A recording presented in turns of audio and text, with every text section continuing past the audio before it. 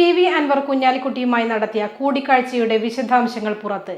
UDF പ്രവേശനം സംബന്ധിച്ച പ്രഖ്യാപനം ഉടൻ വേണമെന്ന് PV അൻവർ ആവശ്യപ്പെടുന്നുവെന്നാണ് വിവരം. പ്രഖ്യാപനം നടത്തിയില്ലെങ്കിൽ മത്സരിക്കേണ്ടി വരുമെന്നും അൻവർ കുഞ്ഞാലിക്കുട്ടിയെ അറിയിച്ചു.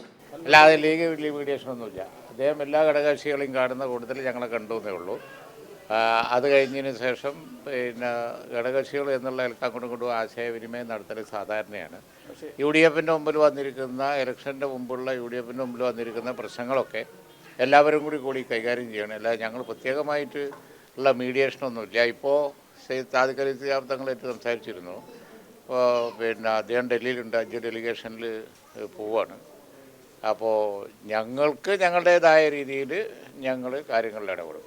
PV അൻവർ കുഞ്ഞാലിക്കുട്ടിയുമായി നടത്തിയ കൂടിക്കാഴ്ചയുടെ വിശദാംശങ്ങൾ പുറത്ത്. UDF പ്രവേശനം സംബന്ധിച്ച പ്രഖ്യാപനം ഉടൻ വേണമെന്ന് PV അൻവർ ആവശ്യപ്പെട്ടുവെന്നാണ് വിവരം.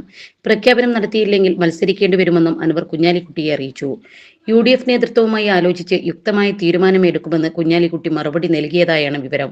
അതേസമയം അൻവർ വിഷയത്തിൽ ലീഗ് മധ്യസ്ഥതയ്ക്ക് ശ്രമിക്കുന്നില്ലെന്ന് കുഞ്ഞാലിക്കുട്ടി പ്രതികരിച്ചു. അൻവറുമായി നിലവിലെ വിഷയങ്ങൾ സംസാരിച്ചു. അദ്ദേഹത്തിന്റെ പക്ഷം പറഞ്ഞു.